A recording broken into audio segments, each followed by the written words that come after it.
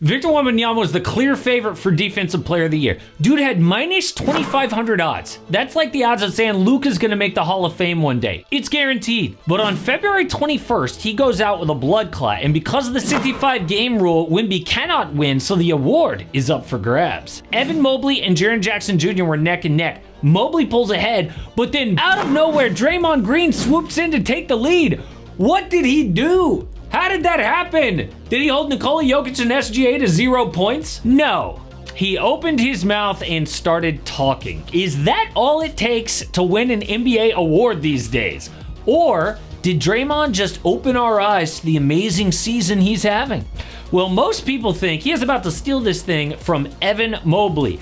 If that happens, then Mobley could miss a $45 million payday according to his contract. There is a lot at stake. So who actually deserves this award? But if there is one feeling that I could recreate from childhood, it would be that thrill right before I opened a pack of cards. Sports cards, comic book cards, I collected them all. And right before, it could be anything. Well, now with today's sponsor, Slab Packs from Arena Club, I can relive that feeling anytime.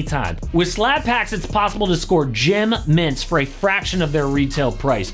Arena Club is the only repack that provides real value, a complete view of possible cards, and clear hit rates for each one. And now every time you rip a Slab Pack, Arena Club will make you an instant offer for your card based on its market value. No guessing, no waiting. You'll get an instant offer for the estimated fair market value. Accepted on the spot, simple, fast, and risk-free. You guys saw, I ripped a Mark Williams card from Arena Club, and I got an instant $225 offer. And Arena Slab Packs are revolutionizing the game with transparency. After your pulls are revealed, they will immediately be placed in your vault for safekeeping or trading and selling. So right now, you can get 20% off your first Slab Pack or card purchase by going to arenaclub.com/amhoops or use code AMHOOPS. So whether you're buying, trading, selling, or just displaying, Arena Club is the card collecting platform you've got to check out.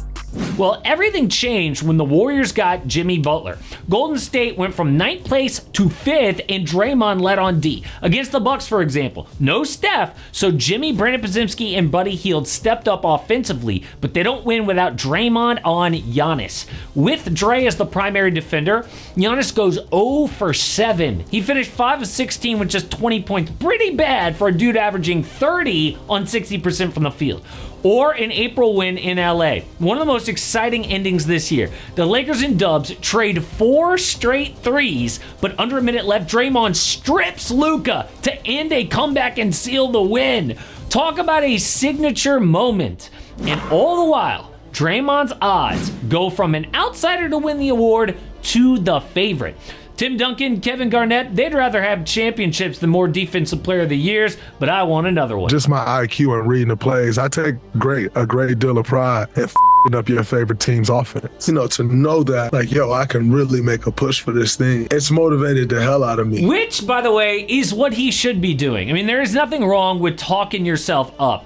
But what about the other players? Well, first, there's Dyson Daniels. This kid's got a great case for most improved player. I mean, he was so undervalued that his team, the Pelicans, traded him, plus Larry Nance Jr. and 2 first-round picks for DeJounte Murray. They had no idea how good he was. This year in Atlanta, Dyson has broken out, especially on defense, leads the NBA in steals, could be the first player in over 30 years to average over 3 steals a game.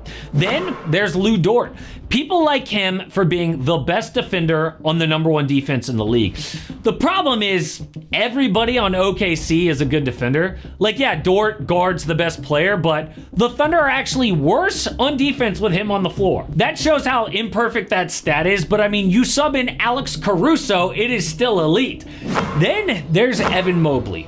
Attention has gone mostly to his offensive development. When Mobley came into the league, he had the look of a superstar, but never really put it together. Some people had started to lose hope, but now he is more aggressive, better finishing at the rim, and added a 3-point shot. A huge reason why the Cavs are #1 in the East. But when Mobley's on the court, Cleveland has the 6th best defense in the NBA. When he's off, D drops to 25th.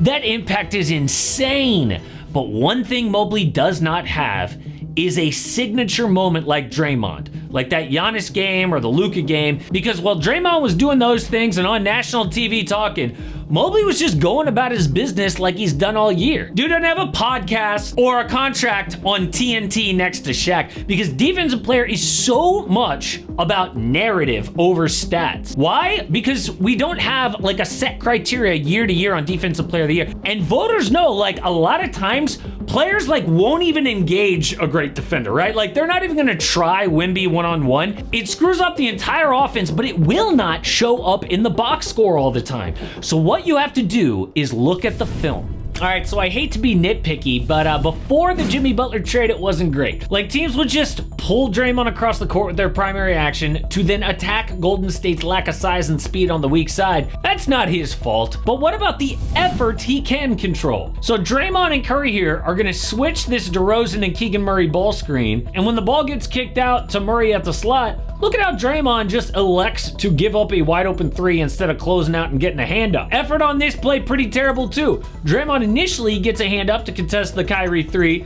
but watch him just bail out of the play and let Kyrie cut to the rim for an easy layup. By the way, these are the doldrums of the season, okay? I get not giving 100% all the time, but if you want to win Defensive Player of the Year, and that lack of focus also carried over to the defense on the perimeter, watch Draymond here just sell out to this Dennis Schroeder shot fake, giving up another wide open layup. And now, basketball IQ, always been a foundation of Draymond Green's defense. But look at this play. Sabonis gonna pitch back and set this ball screen for Murray. But as he comes off, notice how Green is sagged all the way back into the paint, which gives Murray the breathing room he needs to elevate for a one dribble pull-up. Normally he wouldn't allow that. But after the Jimmy Butler trade, the Warriors have been one of the best defenses in the NBA, and Draymond has been looking like his usual self. This play right here, vintage Draymond. He first shifts down to provide extra help in the paint, then he can scramble back out, gets a piece of that corner three. That is a Defensive Player of the Year. But what about Evan Mobley? Now, the foundation of his defense always been rim protection. He's 7 foot tall with a 7'4" wingspan. Dude racks up 1.6 blocks a game, 4th in the NBA, but the stats don't show how many shots Evan alters per game. Jalen Williams here pushes the ball out in transition. Look at how Mobley is just gonna parachute up and make this a really tough finish. That didn't even go down as a block in the box score, but dude is elite. But what about defending the pick and roll, right? Well, of course he's great in drop coverage. Notice how he's gonna briefly stunt up to get Brown to pull back his dribble, to then shift back down towards the roller, and finally he holds his ground to eat up this drive. And along with being able to play drop, he's so versatile because he's got no problem switching out and holding his own against some of the league's best perimeter scorers. Jalen Williams here, pushing the ball in semi-transition. Look at how Mobley here is first gonna step out behind the three to meet him, to then swivel his hips and wall off his drive, funneling J-Dub into a turnover. But all that being said, there's one stat that I think we can look at. Draymond claims the Warriors have been up and down, but their defense has been consistent all year. Is that true? Well, we know the Warriors started the year hot at 12-3. During that time, they had the 4th ranked defense in the NBA. But from November 23rd until they got Jimmy Butler, they had the 20th ranked defense. A disaster, and their record showed it. They were in huge trouble before the big trade, but since then they have popped to 3rd. Now, if we look at the Cavaliers during that time, they have hovered around top 10 all year. Evan Mobley won Defensive Player of the Month, December and February. Yes, they're both elite defenders, but Mobley's been elite all season long. It's called Defensive Player of the Year, not of the last 25 games. I mean, it sucks that Draymond only has one Defensive Player of the Year for how great he is. The narrative would feel great to give him one more, but that's just how awards are. Draymond and Giannis have 1. Scottie Pippen and Tim Duncan have 0. But who's got the most? Oh, it's Rudy Gobert. You know, a big part of Draymond's hate is jealousy for the Frenchman. Dre thinks that he is the best, but Rudy's got the actual trophies to prove it. Now, I'm not saying that Draymond isn't amazing, because he is. But should a good run at the end of the year and a big podcast really win a major award? But things are looking great for the Cavs and the Warriors. What about the Nuggets? Who fires their coach 1 week before the playoffs? Is that supposed to help their chances of winning a championship? Well, we are finally learning why the Nuggets let go of Jokic's head coach.